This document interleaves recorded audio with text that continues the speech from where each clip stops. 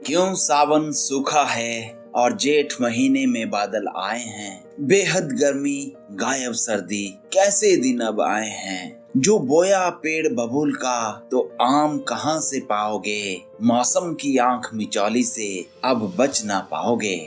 नमस्कार दोस्तों, बदलते मौसम अभियान की चौथी कड़ी में आपका स्वागत है। मैं हूं मौसम और मेरे साथ हैं समय।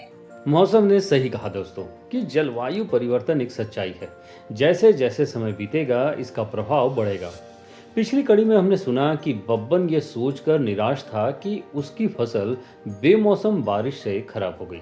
अब उसका ना जाने क्या होगा। लेकिन रामलाल द्वारा उसे खेती के नए तरीकों के बारे में बताए जाने से उसकी निराशा दूर हुई।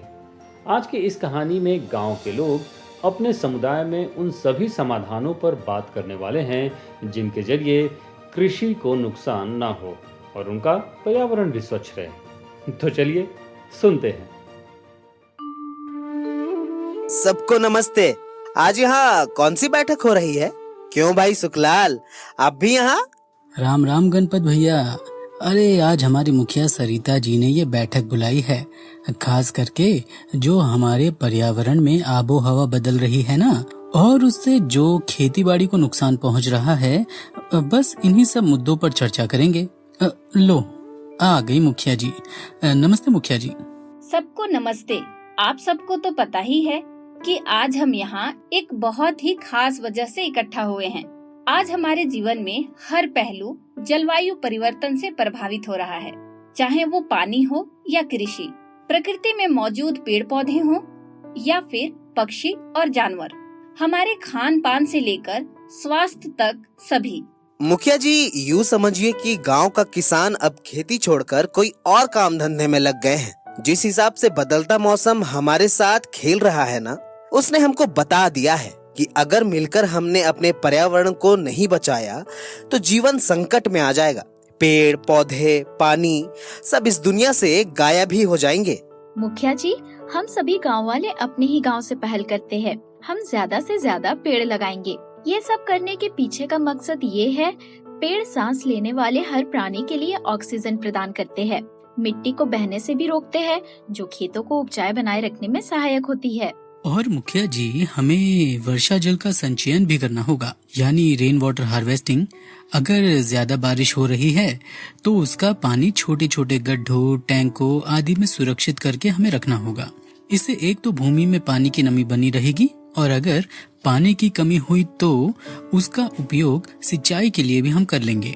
इसके अलावा हमें चेक डैम भी बनाने होंगे ताकि जो भी खराब पानी खेत से बाहर बहता है उसे इकट्ठा कर लिया जाए और जरूरत पड़ने पर उसी पानी से हमारे खेतों में वापस सिंचाई हो जाएगी। सही कहा आप सबने। मुझे खुशी है कि आप सब इस अभियान में शामिल होना चाहते हैं। देखिए, पेड़ों को बचाना, पेड़ लगाना, वर्षा के जल का सही उपयोग चंद लोगों का काम नहीं है, बल्कि ये पूरे समाज को इस दिशा में सहयोग देना जरूरी है। हमें सिर्फ वही काम करने हैं जो हम बरसों से करते आ रहे हैं। हमें पानी बचाना होगा, बाग बगीचों पर ध्यान देना होगा और उनकी अच्छी तरह से देखभाल करनी होगी। मुखिया जी, खेतों में पानी तो ठीक है, लेकिन सिंचाई तभी होगी ना जब किसान खेती करना चाहेगा। आज कृषि का जो हाल है उससे किसान की दशा बहुत खराब है और किसानी करना नहीं चाहते हैं। गणपत भाई, इसके लिए आज हमारे साथ हैं सुखलाल जी, जो कृषि विभाग की मदद से खेती के नए नए तौर तरीकों के बारे में सीख कर आए हैं। चलिए उनसे ही जानते हैं। सुखलाल जी बताइए। मुखिया जी, पहली बात तो ये है कि हम किसान जो अपनी फसल की पैदावार करते हैं उसमें विभिन्नता यानी कि वैरायटी लाने की जरूरत है। आपके कहने का मतलब क्या है सुखलाल जी? मतलब ये कि हमें अलग अलग फसलें तैयार करनी है जिससे कि हम सिर्फ एक फसल पर निर्भर ना रहें, क्योंकि कई बार फसल खराब हो जाती है और बारिश नहीं हुई या ज्यादा हो गई, तो ऐसे में मौसम के हिसाब से हमें अपनी फसलों का चुनाव करना होगा जो ज्यादा पानी ना ले और जल्दी तैयार भी हो जाए। मान लीजिए धान की फसल लंबे समय में तैयार होती है, तो हमें धान की वो किस्म बोनी है जो जल्दी तैयार हो जाती है। बिल्कुल ठीक बात है सुखलाल जी। इसके साथ साथ हमें पशुओं के पालन पोषण के लिए चारे की भी किस्मों को चुनना पड़ेगा। जिससे हमें खेती के साथ साथ पशुपालन करने में कोई दिक्कत ना हो। हमें कुछ ऐसे व्यवसाय चुनने चाहिए जो हमें आमदनी भी देंगे, जैसे कि मेरी मौसी ने किया है, शहद तैयार करने के लिए मधुमक्खी पालन, और सिल्क के कीड़े से सिल्क तैयार करती है, वो उनको बेचती है। रेखा जी, इससे अच्छी आमदनी होती है। यदि एक काम से इनकम नहीं होगी तो कम से कम दूसरा सोर्स तो है जिससे हमें पैसा आने की उम्मीद होगी। बस मन में विश्वास हो और सही मेहनत हो तो कृषि की उत्पादकता को बढ़ाया जा सकता है। तो साथियों, समय के साथ हमें बदलना है, फिर बदलता मौसम जो रंग दिखाए हमें मंजूर। तो आओ और प्रण करें कि हम अपनी आसपास की आबो हवा को स्वच्छ रखने के हम सब मिलकर प्रयास करेंगे। दोस्तों, कहते हैं परिवर्तन प्रकृति का नियम है, फिर चाहे वो सकारात्मक हो या नकारात्मक, हमें उसे स्वीकार करना ही होगा। बिल्कुल सही। हम अपने जीवन में हर तरह का परिवर्तन चाहते हैं। अपने रहने खाने में, घूमने फिरने में हर तरह से आराम चाहते हैं। लेकिन क्या आप जानते हैं कि ये ज़रूरत से ज़्यादा आराम हमें कहाँ लेकर जा रहा है?